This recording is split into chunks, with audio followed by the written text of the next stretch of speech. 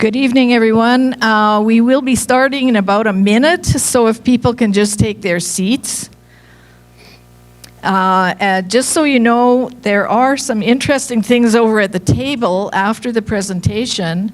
We do have this book for sale, Energy and Climate at a Glance. It's $15, and people are very happy with it. One of the authors is here tonight, Ron Davison, our president, co-lead author.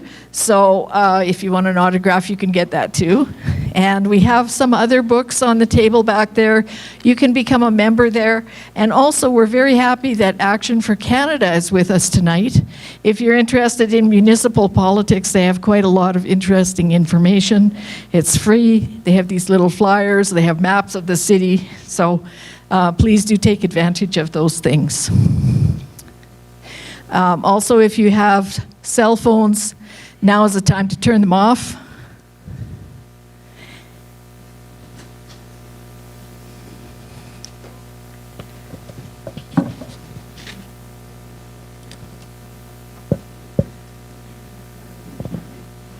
Okay, so good evening, ladies and gentlemen. Thank you for coming to our event or joining us via live stream to support Friends of Science Society.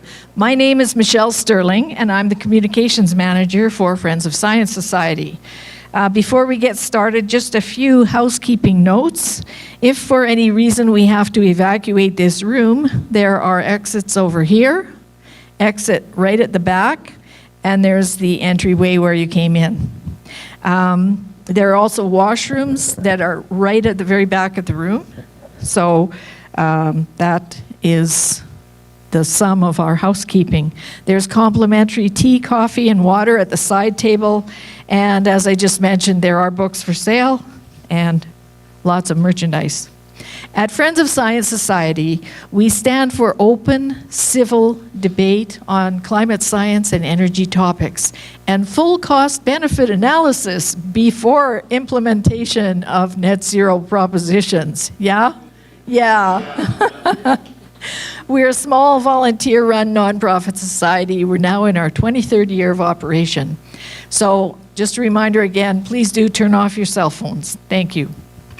Tonight, our special guest speaker, Dr. Joseph Fournier, senior scientist and rancher, will enlighten us about Canadian farm practices and how net zero ideology impacts food production and food prices. His presentation will be followed by a question and answer period. So we ask that you refrain from asking questions during the presentation. There are cards and pens over there if you want to grab some. You just have to dart over there now and get them while I blab, so then you can write your questions. After the event, there'll also be time to mingle and discuss what you've learned from the presentation. We'd like to thank Tarman ATM Inc. for their gold sponsorship of this event.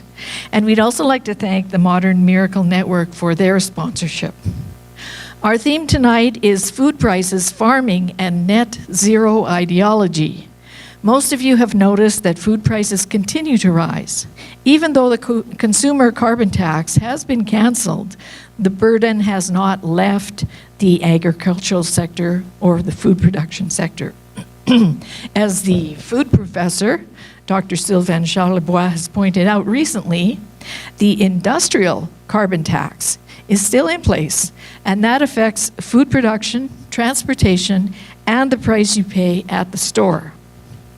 So many climate activists are adamant that farming practices need improvement without knowing anything about the many miraculous improvements that are already in place.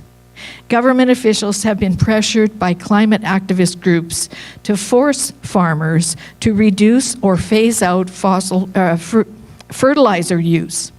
But have they thought of the implications of that, of a lower crop yield in a hungry world? Do they even know the secret of crop abundance that helps farmers feed the world? Are cows the new coal?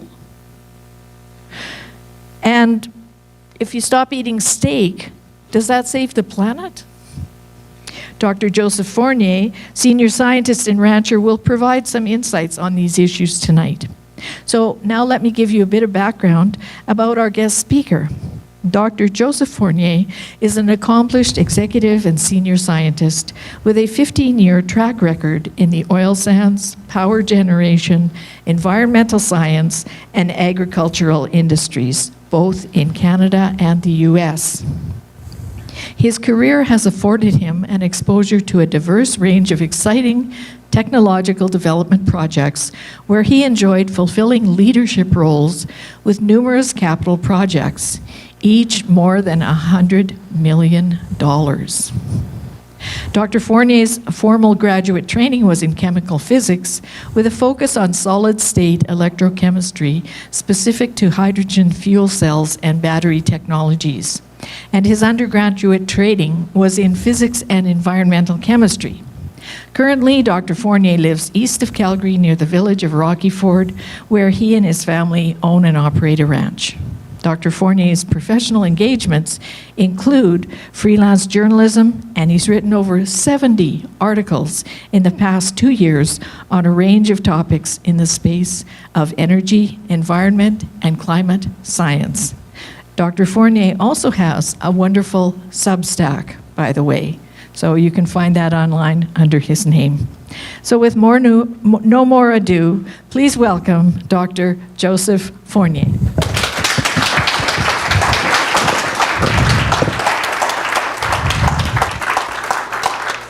Thank you, Michelle. That was very kind. I'm very excited to see a good crowd out here tonight. And I'll just say I don't do public speaking too much anymore these days. I talk to a lot of sheep, or I talk to people through online media. So this is going to be, I'm excited. My wife kept on asking me tonight, are you nervous? And I'm like, no, I'm pumped. So if I'm bouncing a little bit, it's because, well, I'm excited. I love an opportunity. I've always, back in the day, before I took up ranching, I used to just love. Better, testing, thank you. I used to love going to presentations, and I had a boss one time when I was working at Suncor, and he was a bit of an idol for me. I saw him a keynote speaker at a conference one time, and I was just blown away. He came there just like this, no notes, just so casual. A keynote speaker, he knew the slide behind him. He didn't practice, and I know he didn't practice because I was part of the helping put together slides and that kind of stuff. And so I've always wanted to try to be that way when it comes to my talk. So today, as I go into this one here, I haven't done a lot of dry runs. I built it, and I'm going to try to just casually talk without losing track of time. So once I get this right. So what is net zero? It's just another moniker. A lot of them we've floating around in the last 5 years. It's synonymous with energy transition. The basic idea is, well, doesn't need too much explaining, that there's right around the corner. Tomorrow, next month, next year, there's going to be a point where humanity's going to suddenly find a whole new form of energy. We call it a sustainable, clean energy. It seems to be wind and solar, biofuels, but the net zero and energy transition are basically synonymous. Net zero is like you're going to have as many emission sources as you're going to have emission sinks. So they call it net zero. But what this plot here represents for me is a query I ran a couple years ago where I was like, when did these monikers first come up? And so I ran a Google trend stat, and energy transition, Great Reset, Build Back Better, they all popped up right around shortly after Joseph Biden became president of the United States, 2021. There was a little bit of reference back in 2015, back at a G7 conference, 2015 G7 conference just before the Paris Accord, where our former Prime Minister Stephen Harper, sort of agreed to the rest of the idea by 2050 we're going to phase out hydrocarbons, and it was just like, well, I guess everybody else is saying it's doable, sounds good. I'll nod my head and shake hands over it, but it didn't become, legislated until after the Paris Accord and the change of prime minister came on board. The point here that why I wanted to include this is the motive for these terminologies that the U.S. administration came up with. They invented these terms together with the World Economic Forum. These slides can be available for you to look at. There's hyperlinks, so I've got references here. They very clearly say the motive was the Great Reset. There's an opportunity to build back better a utopian future where we don't use hydrocarbons, and the future will be a net zero. But the idea is we want to transform everything, capitalism and food. Food production is particularly a key component of net zero and this idea. So that's where we're going to be leading in the rest of this talk today. There's a slide from a company, a research consultancy firm called Thunderset Energy. You got to pay to usually access their information, but once in a while I find some of their data floating around. Here, as you can see, is a plot going back well over to 1900. The vertical axis is the primary energy costs, so like coal, oil, natural gas, as a percent of GDP. And you can see the 1970s oil crisis, financial crisis. I just came up with the term lockdown crisis. Right, whatever you want to call it, right? It was a combination of things, obviously. Massive quantitative easing, then the war in Ukraine, massive sanctions against Russia, the list goes on. But it's the one thing that when I look at this entire topic of net zero energy transition, to me, it's all about inflation. So it's pretty clear that's what's going on. According to Thunderset, you can expect it's not going away. And we're told this time and again from the likes of Mark Carney, who came out of the World Economic Forum, Barack Obama, they've all openly admitted that short-term pain, folks, long-term gain. Bear with us. This too shall end. That's what we're promised. So this slide here, I wanted to include this one. This is from Canada's Food Price Report. I think Dalhousie University spearheads this every year or every couple of years. A breakdown by generation.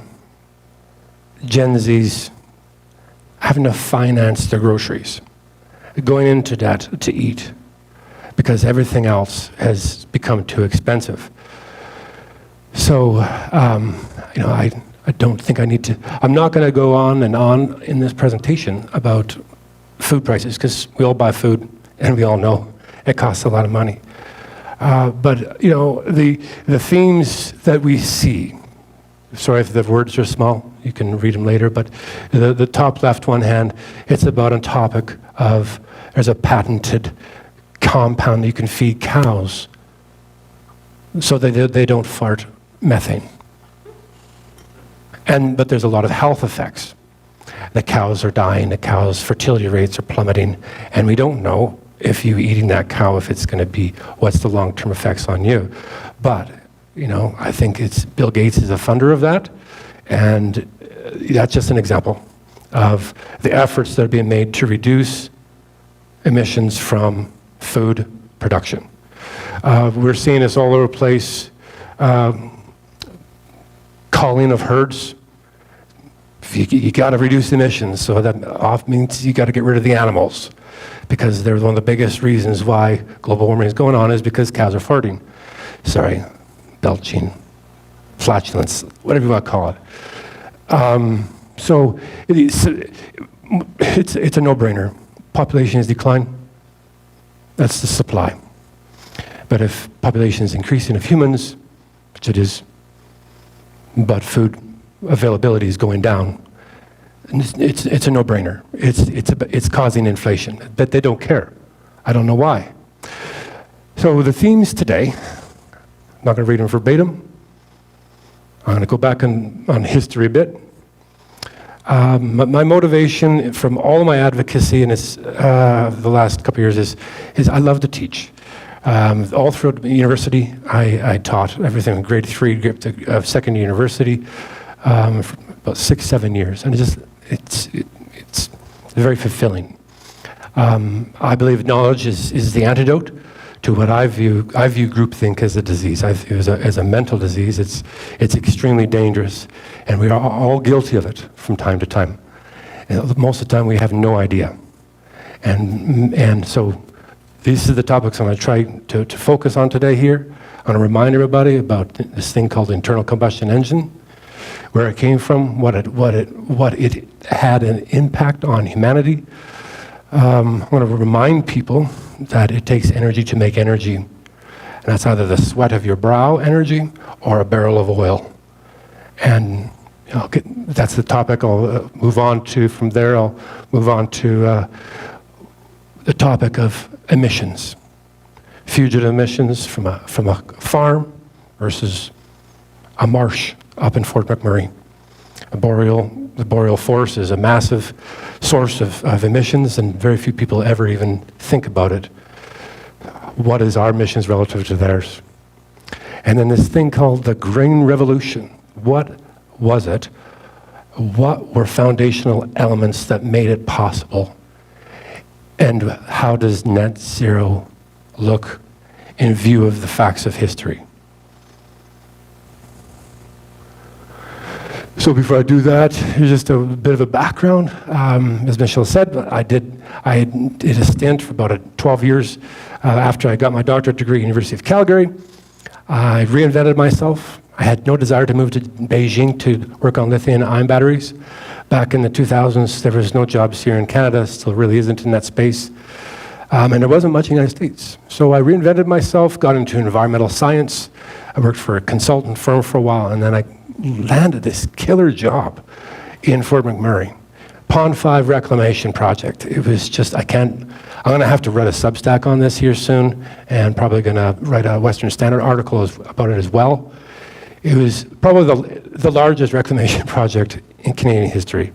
Over $100 million was spent.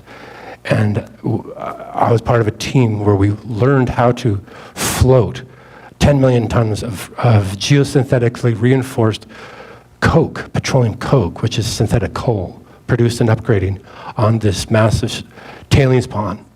Millions of cubic meters of thin, fine fluid tailings in there. And we were required by the permit, by the Alberta Energy Regulator, get this thing converted to a trafficable surface. And so we developed this technique. And I can't go into much more, but it was really cool. I was a junior, 1 year out of school, thrown into a position where most people would usually be 15 plus years of project management experience and working with engineers and supply chain and all that kind of stuff. But I was just thrown in there, sink or swim. We got 5,000 other things like this we're doing at the same time. And this was my foray into the oil sands industry. So if I ever sound biased in my writings about how much I love the industry, it's because I know what it did for me. Can't go into the full history of the last 10 years about Justin Trudeau coming, the industry taking a hit, the layoffs, the the project cancellations. We've all been there, don't need to describe it. But for us, my wife and I, who's here in the front row, we saw these storm clouds coming, and there was no more recruiters calling. And finally, I took a bullet. In 2020, I got a package, but in 2018, we saw it coming. So Or like, well, I can't get a job doing some of this Dr. Fournier. Maybe I could go back to my blue-collar roots. So when I was a kid, my dad was a bit like John Wayne. My biological father was like a John Wayne, born in the wrong century. Big game outfitter, taxidermist, rancher. And so I had a bit of exposure to that. I always loved animals ever since I was a little boy. I did take a huge vacation from that, going through university and what have you, and corporate life. But back in 2020, I started doing it full time, sink or swim. And it's a bit of a funny farm. A lot of mistakes. But I had a lot to learn. There's a picture of my wife up there. She's learning how to install a big 15-foot cattle gate, putting in underground water lines, power lines. We just started buying animals left, right, hand, and center, and made so many mistakes. The COVID lockdowns were brutal. Like, we had handshakes for like ranch to restaurant deals, but then the restaurants couldn't commit, and so we lost tens of thousands of dollars on things. The drought has been brutal. The inflation has been brutal, but we're managing to get the banks paid off, and it's a lot of fun. It's a lot of freedom. It's very uncertain whether Mother Nature is brutal, and I'm learning how to not go bankrupt because of her ups and downs. So now moving on to the meat and potatoes. History of the world. The main thing I'll point out is the global era. 1700, world population, about 600 billion. What happened?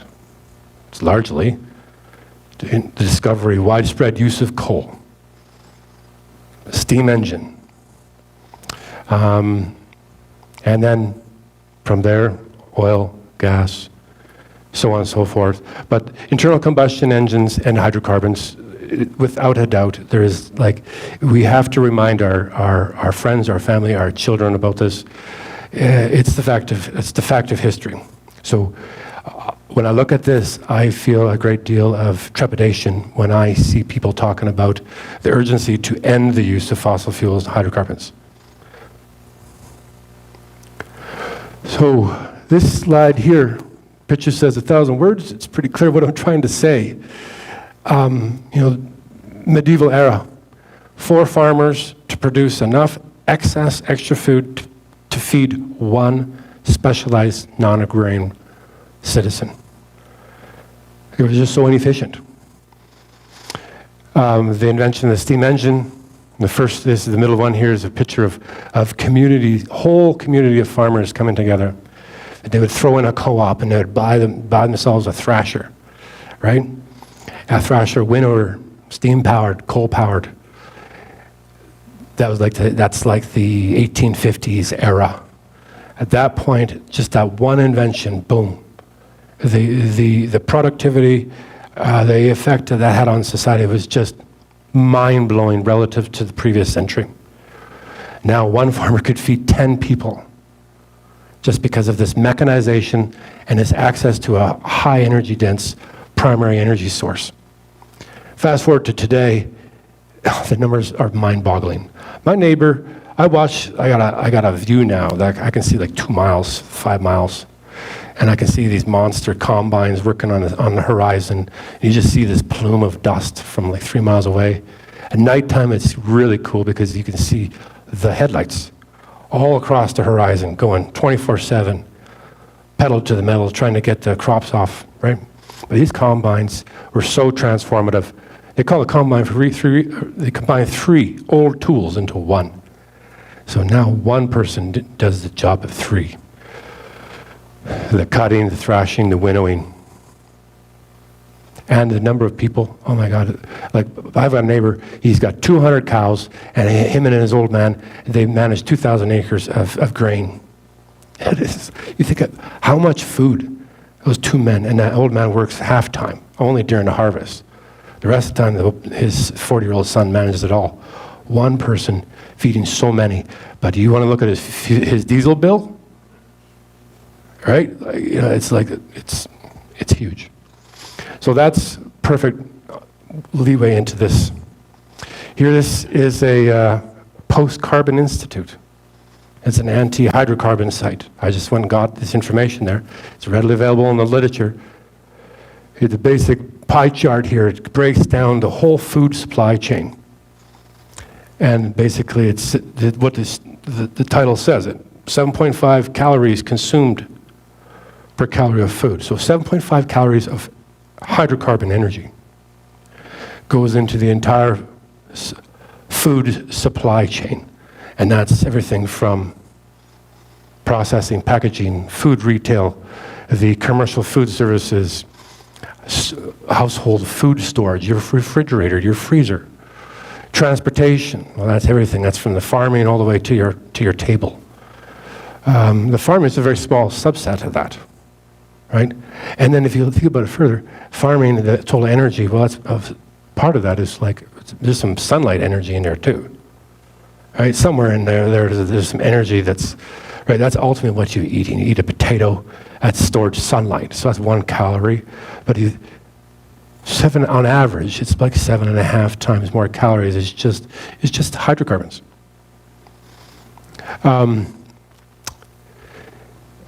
watched this TED Talk a while ago, and this guy was talking about how the fact that if you look at a man like me, I'm not as fit as I used to be, but a 200-pound man working 12 hours a day, 6 days a week, consumes food to sustain that level of activity in an agrarian, labor-intensive environment. They consume the equivalent of a barrel of oil, about 6 gigajoules of metabolic energy over a year. You take that person out of food production and you put them in a Starbucks restaurant, a Starbucks coffee shop, or behind a spreadsheet. You have got to replace that with a barrel of oil every year. So as farming, you see where I'm going with this, right? Like the more mechanized we've become, it's required that you consume more hydrocarbons to replace farmers. Yeah, and 85% of all energy used is still hydrocarbons. Sometimes it's 83%, but it's a very common number. So there's a lot of squiggles on this here, and you can study more in detail. Sorry that this one over here has I forgot the references. I got these from the CO2 Coalition, Gregory Wrightstone. I'm a signing member of that group. He sent this one to me, and I'll blame it on him. He cut off the references. It was on the old version. But basically, these plots here represent the history of everything I just finished talking about. So the far left one, you got acres of planted in millions. I believe that's the United States. And the right vertical is grain harvested in bushels per acre, so your yield, right? Productivity. Notice how the red line goes way up, but the amount of land, more or less, stays constant. Like, if you want to talk about sustainability, that is the very definition of sustainability. When you can get more food, more energy out of the same amount of land, that's a win-win story. That's mechanization. That's the green revolution. CO2 emissions, well, that's just a measure of the replacement of humans with a barrel of oil. Same information, more or less, is being shown here on the right-hand side. This is from 1960 to present, so that really is the green revolution, and that's everything from nitrogen fertilizers, GMOs, and like genetically modified foods, and herbicides. And that's those topics, especially the last one, herbicides, Roundup. It's a very contentious topic today. And there's a lot of people talking about we need to do this, we need to do that, we got to stomp it out. It's such a complex story. The stakes are very high. If we get it wrong, we potentially upset this trend and people starve, inflation, right? So this one here I include, this is a topic that's a lot of fun for people like myself or like Ronald, is the idea that the atmosphere, as it becomes warmer and more enriched in carbon dioxide, plants thrive and they are more productive. So this is a plot from the University of Oklahoma, and it's just common net photosynthetic rate on the vertical axis, leaf temperature on the x. The black is like an ambient CO2 concentration, like say 400 parts per million. The blue is where they jack it up to like 2,000, 1,700. The shift goes up and to the right. Plants crave warmer temperatures as the CO2 goes up. That's one of the things it tells you. And obviously, its photosynthetic rate shoots through the roof. There's a limit to that. It's usually around 1,700. It varies for different types of plants and different types of metabolic processes from one species to another. But it's a very, very important story that people have to be reminded about. Michelle said you need a break here. It's a good picture, too. Switching gears. And we start talking about emissions. Ours versus Mother Nature. One thing that really gets me going is stuff like this. Because we always talk about emissions. And then the assumption is always that it's only a cost. And it's only a negative.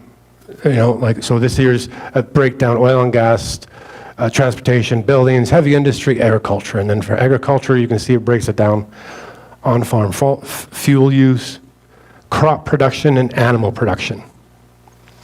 What they don't tell you at the same time, though, is that Canadian grain farmers produce enough calories to support a population 6 to 10 times Canada's population.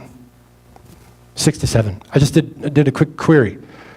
Tons of grain produced, average calorie density, just did some rough math. And these emissions produce this effect. Our farmers, which are only about 1% of our population in Canada, produces enough food to feed enough calories to sustain over 300 million plus humans because of hydrocarbons, because of tractors, great big diesel engines, right? Like that's the raw effects that are hidden from people when they see stuff like this. But because we're so disconnected these days, and the downside to mechanization is that so few people know anything anymore about food production. Just like we don't know much about a lot of things like logging and fisheries and all that kind of stuff, right? We're so disconnected. Similarly, Canadian oil and gas our production is enough to supply 2 Canadas, right? Very productive. This time series from Stats Canada is for agriculture. The color coding, hopefully you can see at the top, is on farm fuel use, so like diesel, gas. Crop production is the middle band, animal production is the bottom. So animal production, that's burping and farting. Crop production, that's like residue that you leave in the field and it rots and it turns back to gas or it turns back to soil, bit of both. The reduction in animal production, that's the mad cow outbreak. Right around that time, there was a peak in the population of these 14.5 million cows in Canada, and shortly thereafter, there was a major culling, and ranchers were decimated. They were desperate for prices to go up again. They had a lot of aging out cows because they couldn't sell them. Population, anyway, so there was a cull, and there was an attempt to jack up the prices again. So that's why animal production went down. Take note of that. Of this history here, the biggest reduction was not due to anything other than culling off millions of cows. So this plot here on the left breaks down further the on a percent basis, just the numbers aren't showing, but you can roughly see that approximately half of what we refer to as agricultural emissions is just belching and flatulence. Okay? A very small fraction is fuel use. Look how small that is. The rest is all natural processes. Crop residue. So when I started thinking about these things, I was like, well, what's the difference between a bison and a cow? Right? Like, what's the difference between if a termite is converting cellulosic material to methane? That's predominantly what they do, right? So why do we have this bias? Why do we accept this storyline continuously, that there's something negative about a cow or a goat or a sheep, but it's anything that we got our hands on? That's one thing. I don't have a slide for this next thought, but it came to me tonight. I was thinking about it. It's like the other very bizarre, illogical thing that I find is that it's okay to take corn, convert it to ethanol, and burn that. That's not an emission. It's an offset. I can take canola and I can push it through a refinery and produce drop-in diesel. And that's an offset. But if I take that corn and feed it to my cow and it farts it out, that's an emission. So, like, I don't make the rules. There's some I'm obviously missing something. I don't know what it is yet. I'm looking for an answer.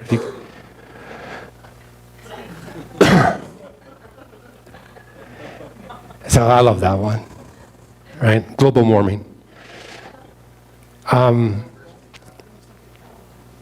That's a dairy cow. I love dairy cows. I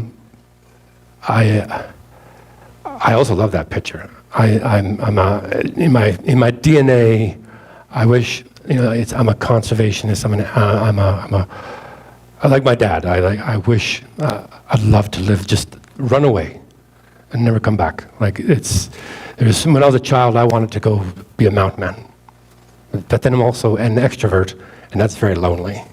So I'm glad I did never do that, and I would never have met my lovely wife. So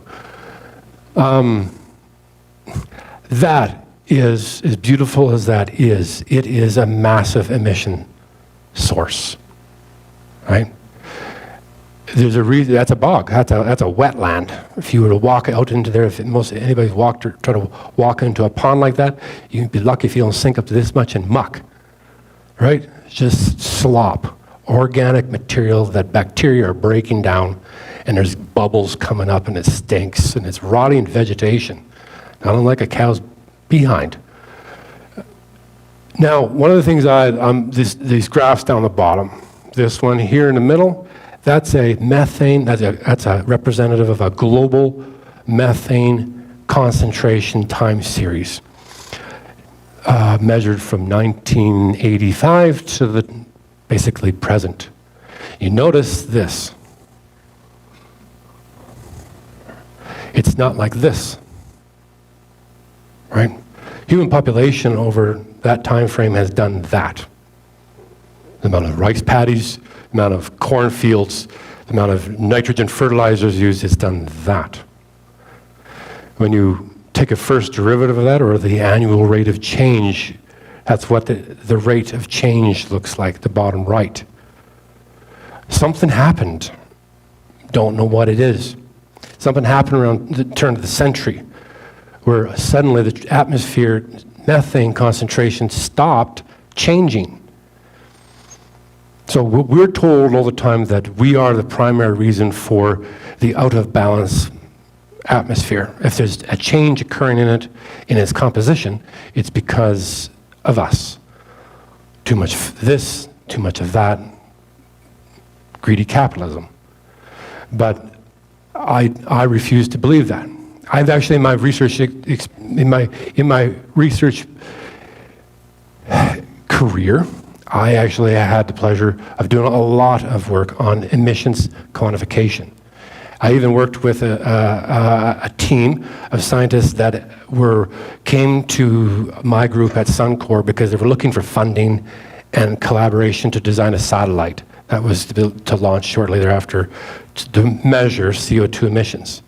And I was sent into this group to work with these scientists because I had one of the few scientists at Suncor at the time who had strong emissions background. So I know a thing or two about this topic, and I'll do my best to make it really clear.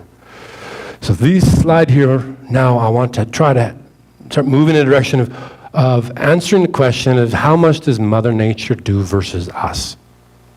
Okay, so let's start with Alberta first. So I'm going to take you on a bit of a journey here. I've done some reading and writing and arithmetic on this. I published it on my Substack, Western Standard, and I would absolutely love to have a public debate with the best scientists coming out of Alberta Environment or in our energy regulator to challenge them on some things. We're going to get into that now. So this bottom right picture, this is a method. It's a rudimentary, cheap method that most academics or consultants use is to measure the fugitive emissions from a surface. In this case, you could measure the fugitive emissions coming out of your lawn. So it just basically, it's put this container on a surface and stopwatch. And you capture the gases coming out, and then you measure, and take that, the area, the time, and the concentration of the gases that you measure, and you come up with an emission rate. Mass per unit, time per unit area. That's a flux, an emission rate. So that is a rudimentary, it's highly accurate, but it's very small, right? The Earth is huge. Now, my apologies if this is not very clear. I'm going to walk over here. So this figure here is from I did a literature review for a professor last year. He wanted me to educate him on some stuff when it came to methane emissions. So I did this. This is from this literature review I did for him. It's basically, it talks about this image, 3 different modes of methane emissions, fugitive emissions from a wetland. A flux chamber only gets diffusion. That's just your steady release of bug gases, right? Methane, the emissions, by the way, occurs when oxygen levels are low, right? It's an anaerobic, anoxic environment.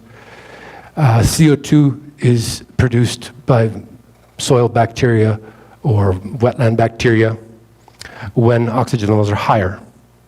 When methane is being emitted, it means you're forming humic materials, peat. When you're seeing CO2 coming out, it means you're losing peat. It's deep oxidation. You're losing organic content in your soil. That's just another principle. The flux chamber catches diffusion, but it doesn't get it doesn't capture this event called ebullition. And that's when, imagine a big gust of wind comes in, or a Chinook comes and goes, and there's a sudden change, perturbation in pressure, or near pressure, change in a low pressure zone forming on the surface, can cause bubbles that start to develop deep inside the muck, and these bubbles will suddenly get perturbed and they'll release. It's not constant. Diffusion is constant, ebullition is episodic. Ebullition is, in the literature, is commonly said to be much more significant than diffusion. But it's very hard to capture it because you don't know when it's going to happen. It's episodic. The other is called diffusion through arashima. That's like specialized gas exchange tissues. A lot of wetland plants and trees, their roots need to breathe. Right, and so the plant is, but the muck is so anoxic, anaerobic, very low in oxygen. So a lot of wetland plants have developed special gas exchange tissues that allow diffusion of air down and metabolic waste out. But all the microbes that live off of those roots and the sugars and that ecosystem at root depth, also their farts go into the tissue and then goes up like chimneys. The higher the plant, the greater the pull. And so that mechanism likewise can't be captured using flux chambers.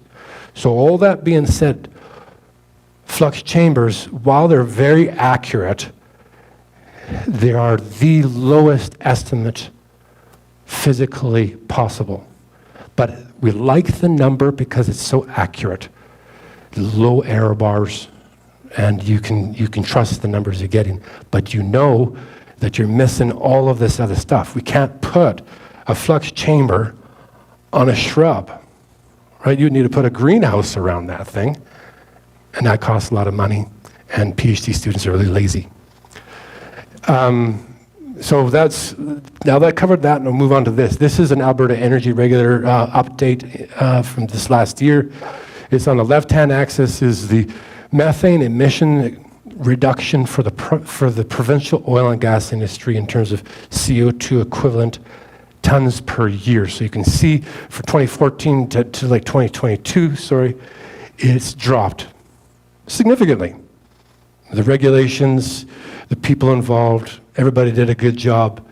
They did what they were told because they were required by law. Now, I've done some literature analysis. I've looked up the best flux chamber data I could find for the boreal forest specific to the oil sands region. And it's mostly, if you've been up there, it's mostly bog. It's a very unforgiving territory to try to ever walk through. It's impenetrable. But there is data, and there's been a lot of research. And the flux chamber data that I've seen, when I compare it with this,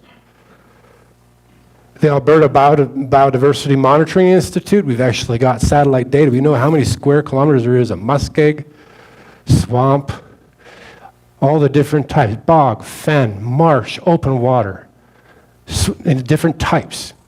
They've got it all, square kilometers for the entire province. I actually found data to average flux data for these different types of wetlands. It was a bit of a gold mine that I had discovered. It took some time, but I found it. And, sorry, I went the wrong way. So I just did the math. I had flux times by area over a year, and I come up with an emission. Mother Nature's emission from just Alberta bogs. And there's error bars because Mother Nature's always exposed to changing environment. We get a lot of precipitation, the water table rises, emissions rise. You get more methane when the water table is high. When the water table drops, it's droughty, and more oxygen gets into the peat, and it burns off through metabolic processes, releases CO2 versus methane. So that's why there's a huge range. But that's just flux chambers.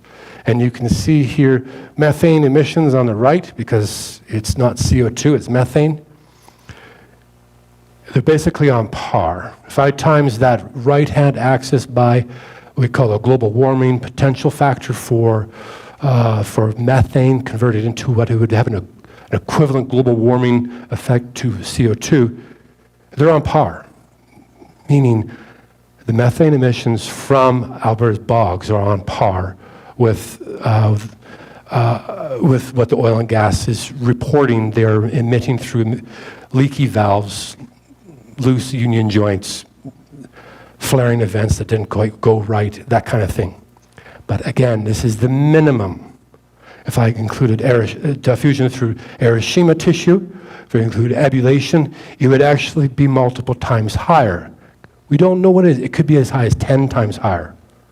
So massive uncertainty, but the best available numbers shows they're equivalent. So that's just Alberta.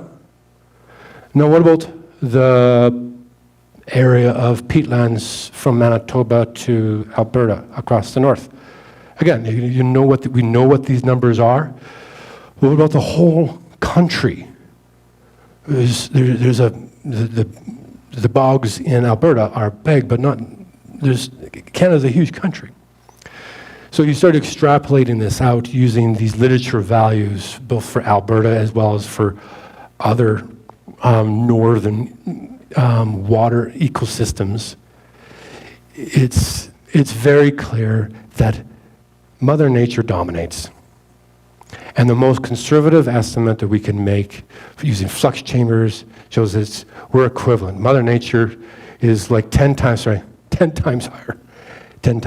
minimum of 10 times higher than emissions from all the ag sector, or 10 times higher than the emissions from oil and gas, methane emissions, methane, okay? Remember I said that. I'm not talking about CO2. It's a different number. We're not talking about CO2, we're talking about methane, because we're talking about cow farts. Change the topic now. So I'm moving to the Green Revolution. The Haber-Bosch process. A German chemist, German engineer, early 1928 or something like that, or no, 1918, somewhere in that time frame. It was right around World War I, and the Germans were needing sodium nitrite for explosives, and they were having to haul it in from Peru's guano mines, and they were running out, and wartime efforts were like supply chains were in doubt and all that. So hey, let's make a synthetic reduced nitrogen. So the Haber-Bosch, the name of the two scientists, they came up with this little equation here. Nitrogen, atmospheric nitrogen, 3 hydrogens under the right intense high temperature pressure conditions, you can form ammonia. Pardon me. The source of the hydrogen is coal or natural gas. 99.9% of all nitrogen fertilizers are created using hydrogen from natural gas and coal. In North America, it's coal. It's natural gas because we got so much of it and it's so cheap. We're extremely blessed for that reason. China, the largest producer of nitrogen fertilizer in the world, and they're not fortunate like us. But they have a lot of coal. So they produce copious, like 30 million tons a year of nitrogen fertilizers from coal. This shows here around the top of the United States and Italy. This is corn yields on the vertical axis, is tons per hectare. Time on the y-axis showing the different countries. You can just see the explosive growth in yield, productivity. That's a massive, massive boost. Corn is especially, they're not all like this, and not all regions are as successful at this as the Americans and the Italians. Obviously, they're doing something else. But this is not just nitrogen, okay? There is mechanization changes, there is herbicide, there is GMOs at work, all these things. But the literature is very clear on this estimate, the one I have in the bottom. 50% of humanity would starve within 1 to 3 years if you suddenly shut off every Haber-Bosch fertilizer plant on planet Earth. Because productivities would plummet so fast.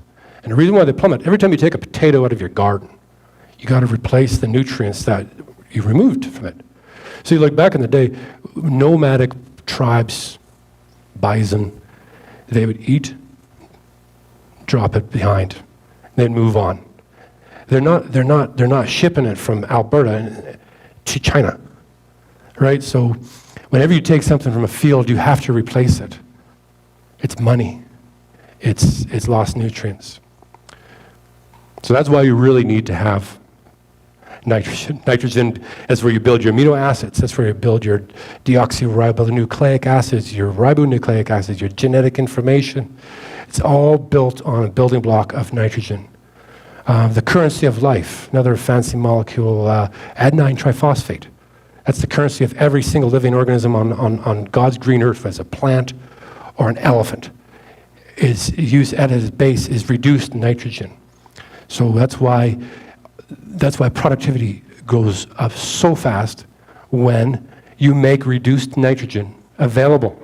So this is the nitrogen cycle, and you don't know how hard I had to look to find an unadulterated nitrogen cycle illustration. Every single one has a dairy cow in it,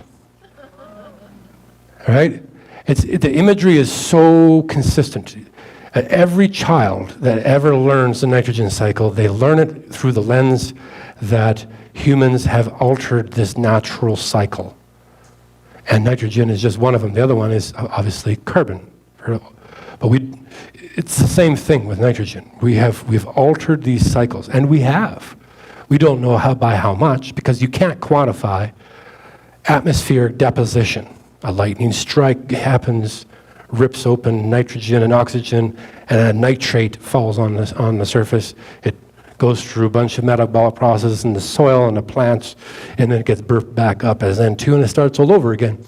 We can't measure that rate. We can estimate them and then extrapolate them, but we really don't know with any accuracy.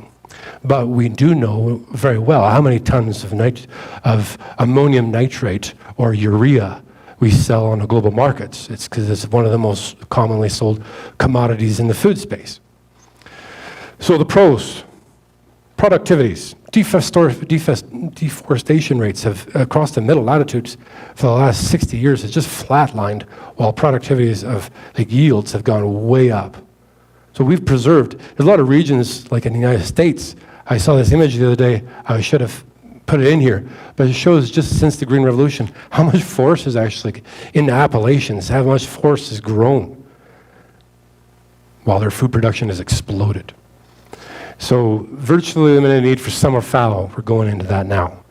A lot of you guys, there's a little bit more gray hair in this room than I do, so probably a lot of you remember fallow fields here in Alberta. You don't see them anymore. The cooling effect.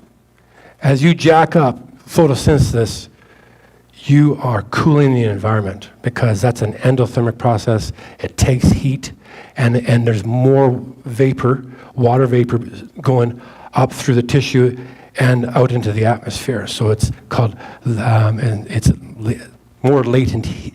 Cooling is a cooling effect from the sum total of those processes.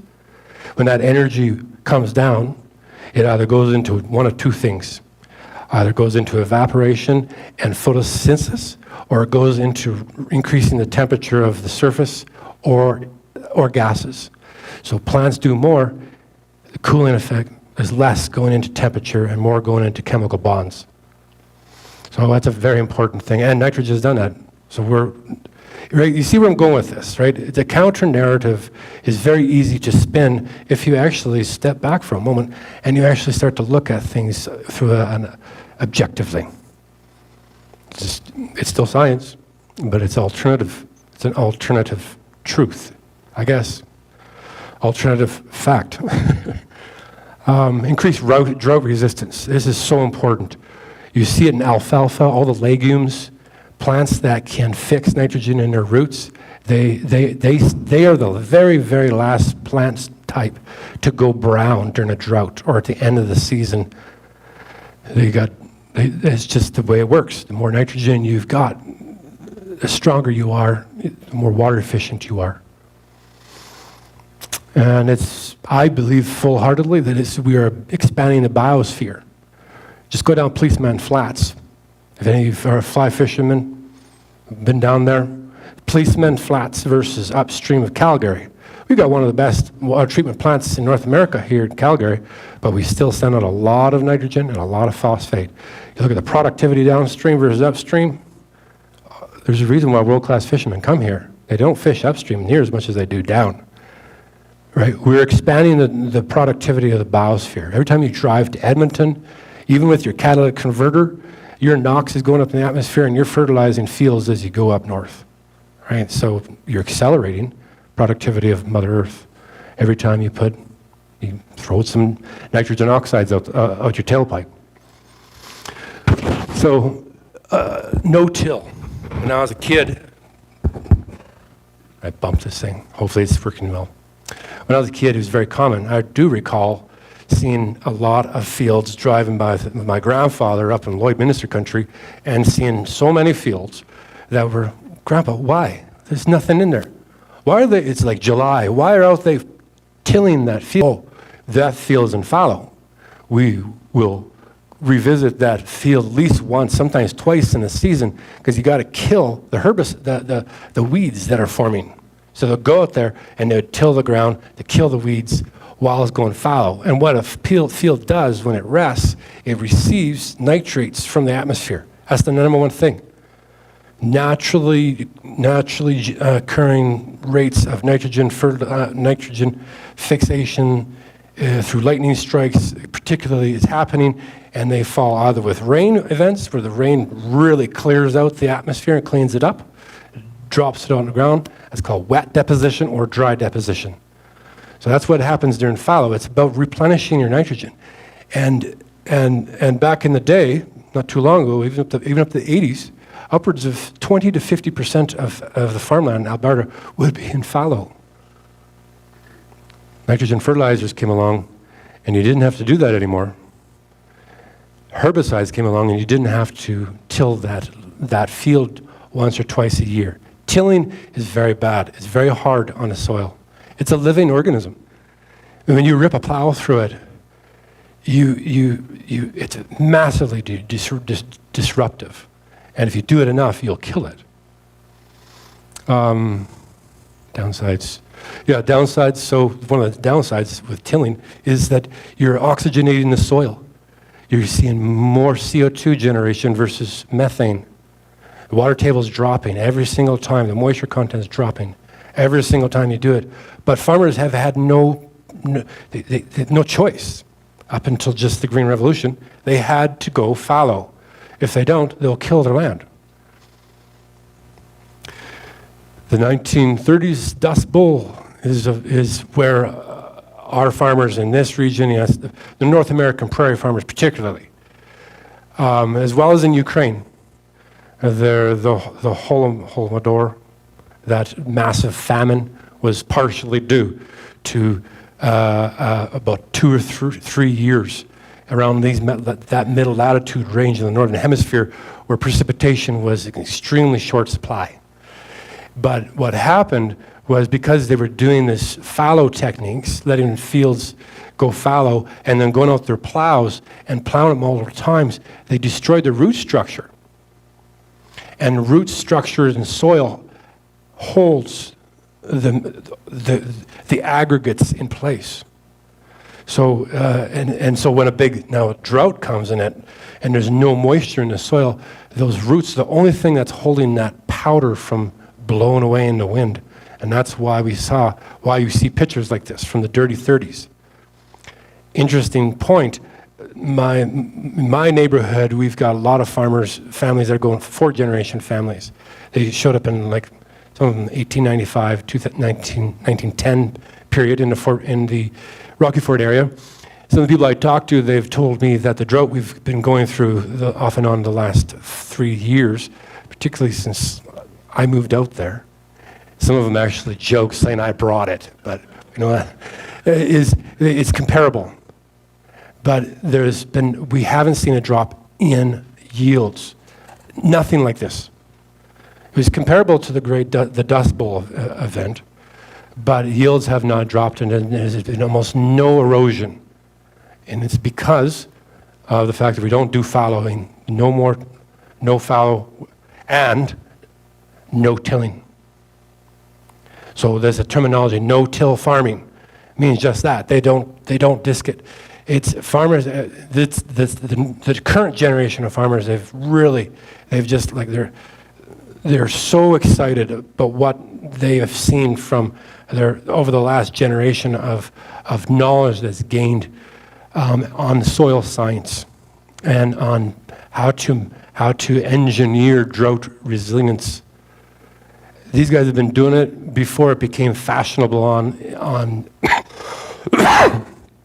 social media. Don't get me started on that. But so here's a picture of an air drill seeder, pardon me, and a big tractor. Thank you. That's like a $1.5 million setup, by the way. So air drill seeding, that's what they do. And instead of plowing it, they got a little, like a pizza cutter, and they shoot, close. They shoot the seed into the ground with a pneumatic. And you notice that there's hardly any change in color between what that he's right ahead of the tractor versus behind the tractor. They've hardly disturbed the surface. And something that I've really learned I'm not a farmer, I'm a rancher. I have learned over the last few years the hard way the importance of soil armor, color. A light color reflects sunlight. Exposed soil warms up so much faster because it's black, right? So keeping that residue, that farming residue on the surface is the armor that preserves soil moisture for the next year after a harvest. A farmer does not want to bale. If they bale, they got to fertilize the next year because they've taken all that nutrient off that farm and they've lost all that armor. A lot of times they have to bale because the yields are really high and they got way too much organic residue left on the surface that those air drill seeders can't cut through. And so it's a good problem because now you can sell that bale for $40 or $60, whatever it is. But you still got to fertilize the next year. But this no-till farming, I don't have the data here yet. I'll be writing about it and publishing on it more in the next little while. But the other thing that it does, in addition to preserving soil moisture, is it allows your soil to preserve your root structure. You don't rip it up.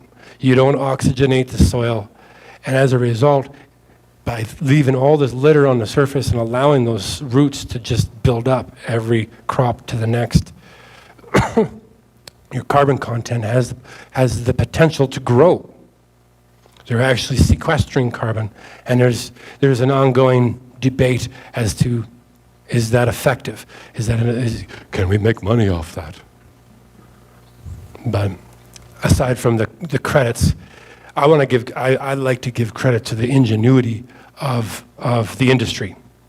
It's generations of knowledge and hardship, blood, sweat, tears, starvation.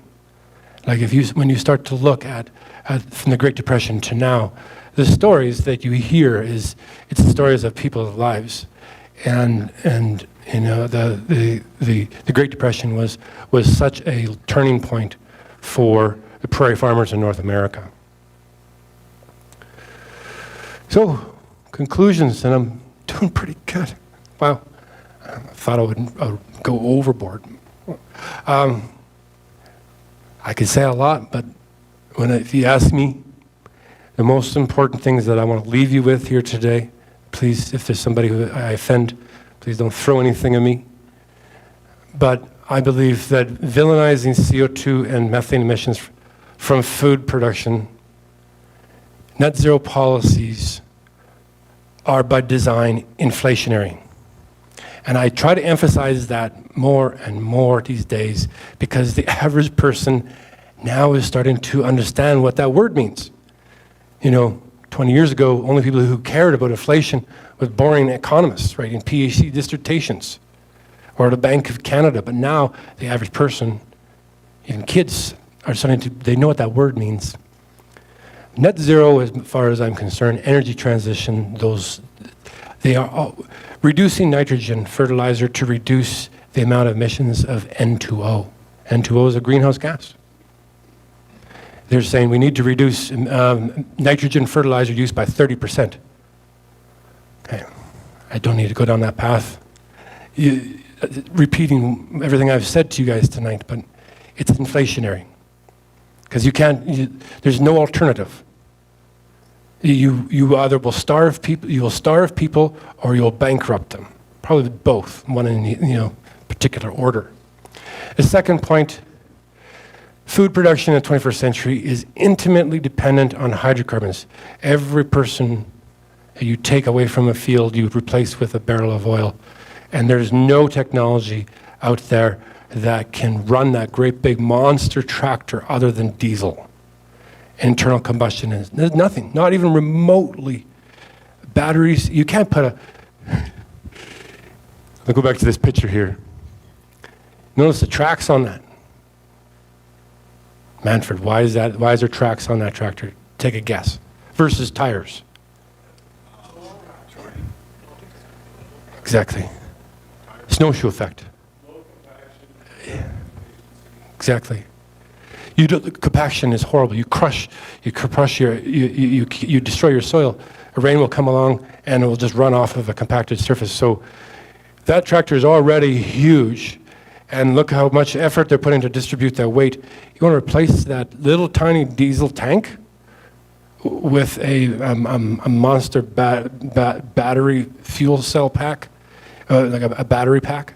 It's like an order of magnitude more weight between that diesel tank and a battery pack. You cannot put that in a tractor. You will destroy that field, and that farmer will chase you away with a shotgun. In closing, it's a good point for a little bit of a story. I made that mistake really. In my first year, I moved out, didn't know anybody, and I had a semi drive into my feedlot, and it got stuck. And I was trying to pull it out, but it got stuck in a laneway between my property and my neighbor's property. And it was around 7 o'clock at night, the sun was setting. This guy needed to get back up to Hinton. Long drive ahead of him. So I'm like, how do I get him out? I tried to pull him. I couldn't. I got a little 75 horse, tiny little acreage tractor. And he's got 30,000 pounds of, and he's fully loaded, stuck deep. So I had to come up beside him and start lifting the bales off. But as I did that, I had to back onto my neighbor's field. It had been harvested. This was in October after the harvest. And I was rutting out a little bit. Not too bad. But I forgot to cover my tracks. and this is how I met my neighbor. We're good friends now, but he was pissed off. It's like a cardinal rule. Not even trespassing. It's you're compacting my soil. You don't do that. You got to ask for permission. You pick up the phone and call me. Sorry, I didn't have your phone number. I didn't even know your name. But anyways, that's it. Questions? Thank you very much.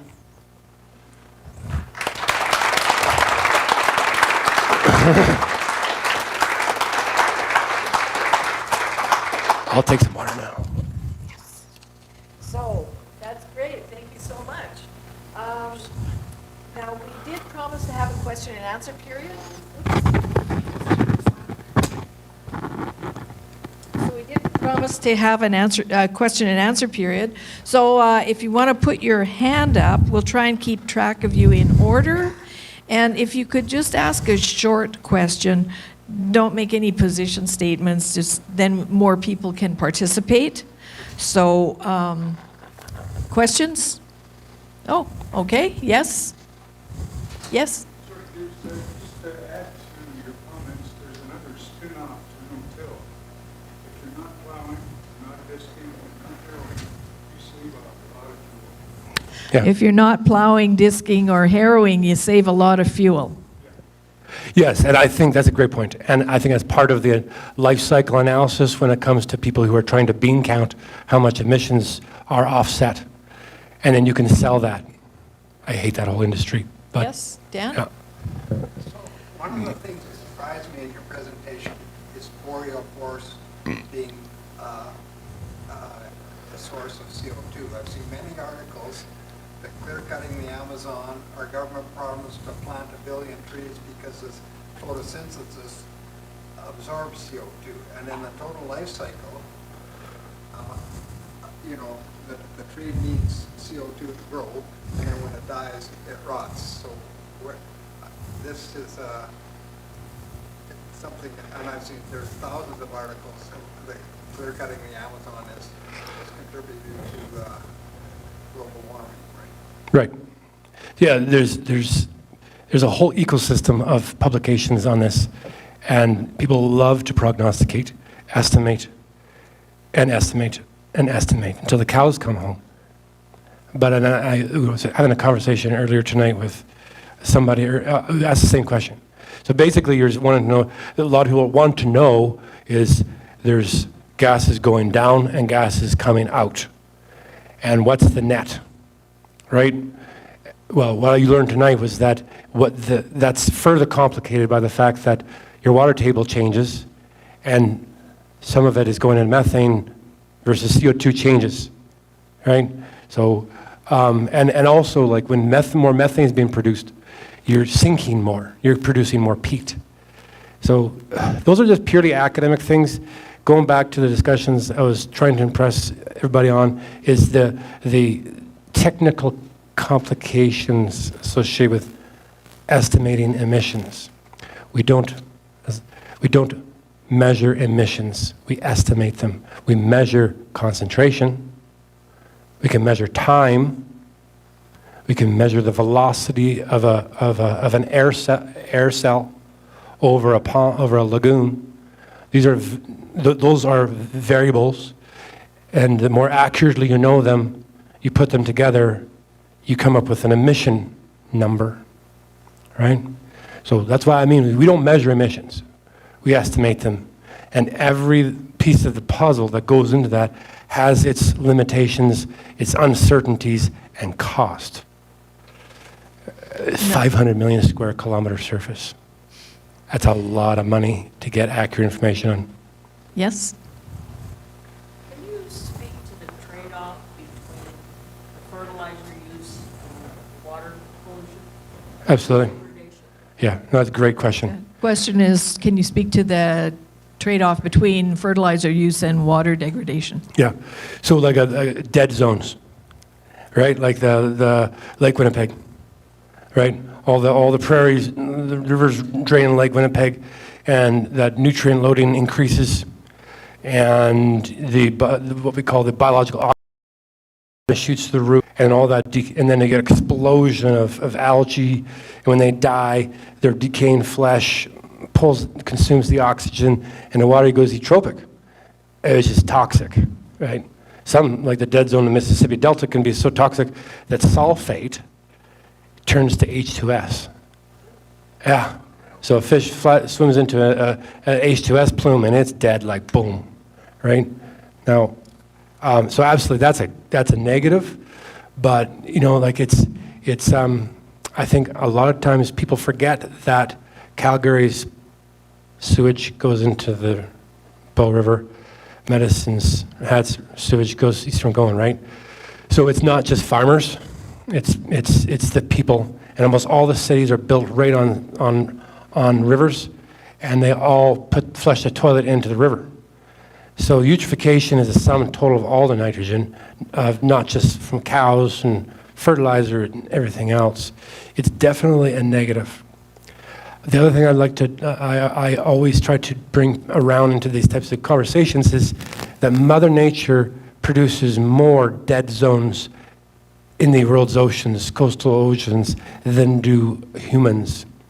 Dead zones form naturally, spontaneously, everywhere where you have deep water upwelling near coastal areas. Red tide is an example, right? Like, and then particularly the Pacific Ocean is extremely rich in nitrates and phosphates because it's been accumulating decaying material for centuries, from the North Atlantic all the way down the Southern Ocean, comes up Eastern Pacific, upwells along the western seaboard of Peru and California, and where these upwelling zones happen, usually is just an explosion in life. But sometimes too much of a good thing also kills everything off because oxygen levels plummet and H2S starts coming off the surface. So that we cause dead zones, but so does Mother Nature. Which one is more? Well, it's you only ever usually most people only ever hear about dead zones in Mississippi or Lake Winnipeg, right? As a rancher, I try to do the responsible thing. At great time and effort, we put in a fence line. We got a creek that runs about 14,000 feet along. It's called Serviceberry Creek. It runs along the edge of my pasture. I don't want my animals down there. Multiple reasons. One of them is this. So we put in a fence to keep them out of the riparian zone as much as possible. Less they defecate in the water, the better. But around here, I will tell you one thing. We don't have a water problem. We have monsoon season. We've got a spring runoff. There's not much snow accumulation in Southern Alberta, right? It's not like BC. So I would dare say the vast majority of nitrates and phosphates that are making their way to Lake Winnipeg is not from farmers. It's from metropolitan city centers. Because it's a very dry environment. Okay, next question, John? Do you mind veering into some politics for a moment? You know me. So the UN, the IPCC, the Canadian government, at least the Liberal government, have demonized CO2. And I guess Alberta has acquiesced to a degree by implementing TIER, where they have an equivalency for the federal carbon tax. When you look at this, both from a science point of view and a political point of view, and the fact that the 9 demands of Daniel Smith don't seem to be being met by the federal government, would you agree that a solution to all of this is to end carbon taxes fully so that we can get the cost of food production reduced? Yes. Okay. Next, yes? Yeah, no, John, that's it. It's not about saving the environment. If they wanted to save the environment, they would do 10,000 different things than they're doing. Focusing on the CO2 is not an environmental issue. And anyways, so yes. Yes, sir. I want your thoughts on this. I think our present CO2 level is somewhere around mid-400 ppm, isn't it? Something like that, 400. If we go back to the dinosaur area, I believe our CO2 level in the 50 or is somewhere around the mid-2000s. Everything survived. I don't know whether this is true or not. They say now if we burnt every bit of our hydrocarbons we had, we would be at this level roughly. So we go from mid-4, and what is like below about 250 we wouldn't exist. It's really grinding to a halt in the mid 200s, yeah, but it's like extinction level event at 180, yeah. Push, I don't know, why is this push to bring these CO2 levels at low? Oh, you want a science answer or do you want a philosophical answer? I would like to quote. Yeah, like, so I think philosophically, the bean counters, there's so few of them, like say a central banker. How many central bankers are there on planet Earth versus humanity? So you have to fear. You have to use fear and guilt. And you have to do psychological operations on steroids to control the masses. And fear is the best way. So you have to make them fear themselves. And so the giving up the keys to your car and the keys to your house, giving up your freedom voluntarily is the only way, because they can't have enough guns to control you. Science is extremely difficult answer. It's because it's planet Earth, and it's the whole paleo record, and it's like you could go to school for 5 PhDs and you still would barely scratch the surface of knowledge about everything relating to carbon and history. But it's just, I will say this. It's something I've been saying a lot lately. It turns to the greenhouse gas theory, the model, heat trapping, etc., like a greenhouse. I say this to people all the time, and I look at the data all the time. There is no evidence that heat flux out the top of the atmosphere is decreasing as we use more hydrocarbons. The opposite is found. As we've been using more and more hydrocarbons, heat flux out the atmosphere is increasing. So somewhere in there's some magic foo-foo stuff going on. And there's maybe some trapping. There's some moving of spectral frequencies around, and there's shuttling energy off between molecules, absorb, and send it over here. But when we look top of the atmosphere, heat flux out of the top of the atmosphere is increasing. It's not decreasing. So there's no simple way for the average person to look at that data and go, oh yeah, I can see it. The greenhouse effect. The heat is decreasing. We're trapping it. And that's why it's all happening. So because they can't prove the most simplest part of the claim, there's no basis. It's all models and tremendous amounts of hand-waviness and conjecture. Do you agree, though, that an increase to some level, like where CO2 I showed you data. Photosynthetic activity goes up as the CO2 level goes up and temperature goes up. why And fewer people and animals die too, right? Because it's like wintertime. Anybody who makes a living outside knows Mother Nature wants to kill you. It's not something we want to preserve her. Not, the ancients would sacrifice their firstborn child to satisfy her hunger for human flesh, right? So it's only been the Starbuck era where people really worship Mother Nature. We've lost our fear because we live in a flip switch environment where we've lost that knowledge about how brutal she is.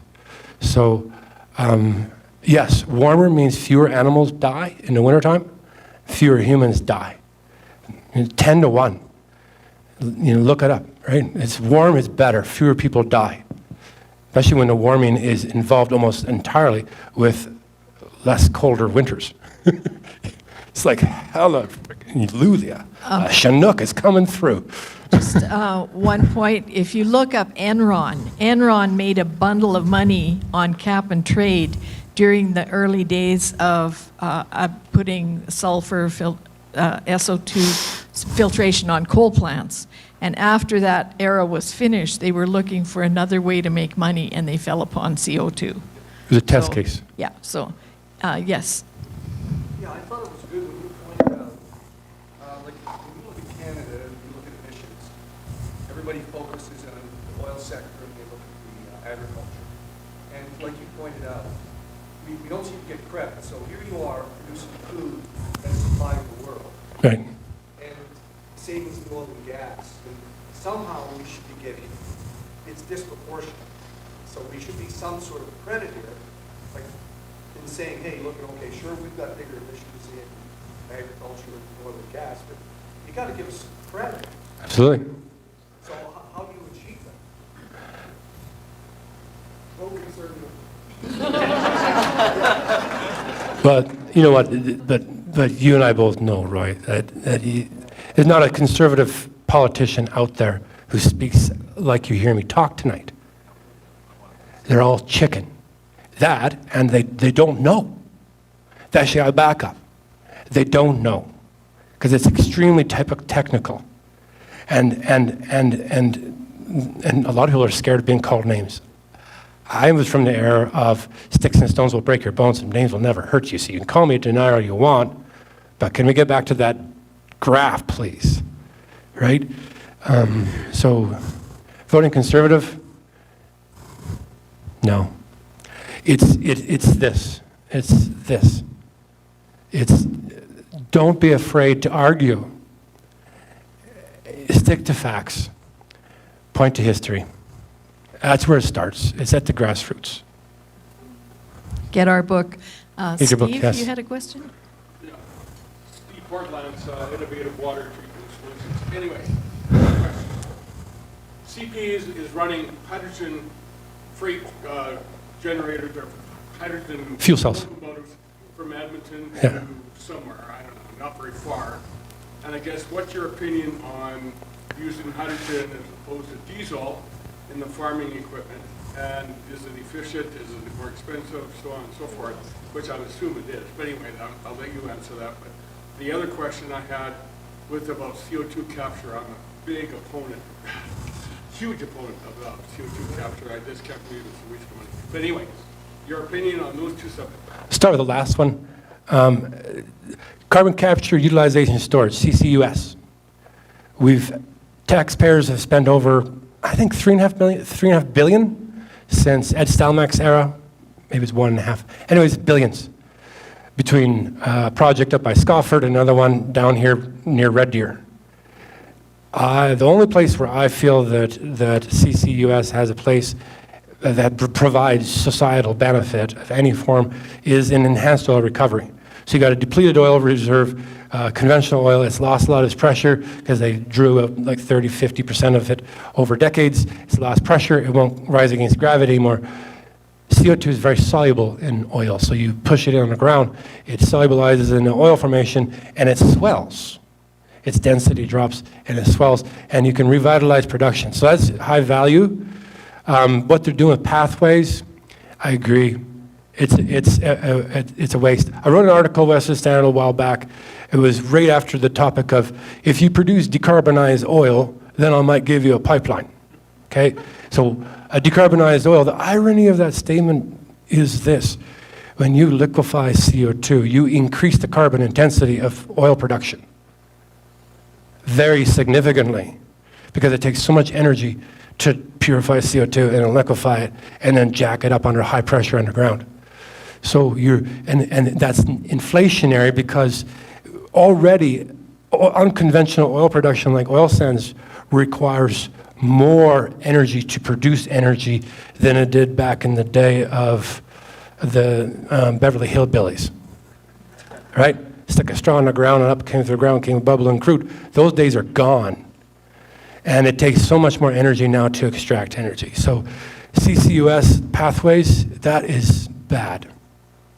But the PCs and now the UCP, there's a very strong faction in there that they're playing politics, they're not playing science. And I can see it from the lens of politics. I can see they're gambling against Ottawa, or they're working with them severely. I don't know what it is. But one thing is, people are making money selling credits.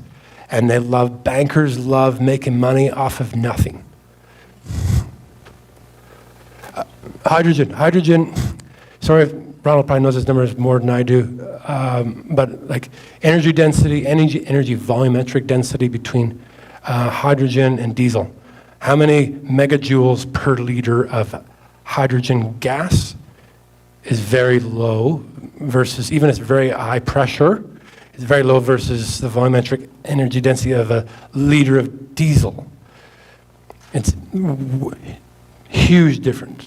Well, we'll compress it more, liquefy it. Well, you use up so much energy liquefying because it's the lightest molecule in the universe, and it hates touching each other. They're very antisocial molecules. They do not want to compress. It takes so much energy to compress them and liquefy. So, no, absolutely not. You can do it with a locomotive because you got so much space, right? Just add a couple more cars to haul the hydrogen. And, what's a couple more cars? It's a big frickin' monster engine. It can take 300. Just add another caboose, another engine, So, now, diesel. We need more diesel. It's the backbone of everything. Mining, logging, farming. The engines of industry and all production is diesel. Gasoline is a low-value product that mostly we get the leftovers of to get to work and drive our kids to summer camp, right? But diesel price before was cheaper, 20 years ago, than gas, but then demand for it went up. We need way more diesel, and I don't understand why it is that we're not making more diesel. You can turn natural gas to diesel like that. But we're not seeing it in Alberta. You had a question, sorry. So, Yes. yeah. So, we know that globally, or even in this country, this province, but basically everywhere, that we are producing more food than we can consume. So, why reducing the production will inflate the food price? Because we have more, we have excess, supposedly. Are you asking me why they wanted to reduce production? No, why food price will increase even if we have excess and we just reduce the excess? We're supposed to meet our demands, right? We're producing more than we can consume. Well, yeah, okay. Not that I believe it, but it could be a counter argument. Well, I look at the margins for a grocery store. They're like 1% to 3%. They're not making a lot of money. The people who are making the money are in the supply chain. Go look at a bag of lentils from pea soup, lentil soup. You can buy 100 grams for like what, $5? What is that price per ton? It's just a bag of raw lentils in a thin plastic polyethylene, no value add. The farmer gets like $500 a ton. But at $5 a 100 gram, that's $50 a kilogram. It's, oh my God. There's a markup there. So why, I'll answer that question with a question. Why don't we have more value add? Like that. We ship it all away, but we don't have it here. Biggest reason why is because the cost of energy is so high. Right? We have the highest electricity rate in North America here in Alberta, 3 times higher than the national average. You can't set up all these machines. Like I had a job recently where I worked at a seed plant up by Strathmore. For 6 months I worked there. It's nothing but electric motors everywhere. And they're just cleaning raw grasshoppers and deer poop out of and weed seeds out of raw seed. But it's all electric. Huge electricity bill for this little plant. So it's hard to have value add when your energy prices are so high. But that's the direction we need to go. That's what I say to a lot of these about the issues with the tariffs to China. You don't need to sell more tons to make more money. You just capture more of the supply chain, get some value add in there, and then you won't have to. You won't feel you'll have more resilience to a tariff war. So. You had a question at the back, yes? Joel, your example using a barrel of oil, so is that worked out to 1 barrel of oil for a tradesperson for 8 years? Is that the example you're using? I've done the math with some AI assistance, because it's not math I use all the time. But when I've done a deep dive on it, it's about 6 gigajoules would be for that's like a Brazilian laborer working in a third world country pulling a plow, or with a pick all day, right? So it's intense labor level activity and a big body, not a woman, a big male. But it's a number I've seen it, and I've seen others reproduce it as well. I saw it on a TED Talk. This guy he brought the same point up, and I'm like, that is a phenomenal point. And so I ran the analysis on it myself to confirm, is this about accurate? And it is. It's about 6 gigajoules for about a 200-pound man, 30-year-old. My wife, when I'm out busting my ass on the acre, that I'm worth about less than a nickel an hour. Okay. Well, we're not going to get into that one. Cheap energy. That just shows you the transformative nature of cheap energy. Right? Like that Thunderset energy plot I showed you, pre-1970s oil crisis. It was like 1% to 2% of GDP was the cost of primary energy. And that was the period that was the boomers, that was the great industrialization, it was the good days. Right up until something happened in the 1970s, and it was more than just the oil crisis, wasn't it? Sorry? Well, that's just Canada, but there was something big change in the 1970s, right? Nixon, what did Nixon do? Right? Okay, I think we're going to wrap up the question period then now.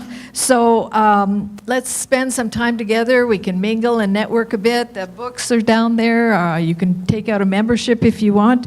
And we would like to thank you for supporting our event. And many thanks to our gold sponsor of this event, Tarman ATM Inc. And we'd also like to thank Modern Miracle Network for their sponsorship. And most of all, we'd really like to thank Joseph. So Joseph, thank you so much. Small gift of our appreciation. Thank you. And please help yourself to tea and coffee.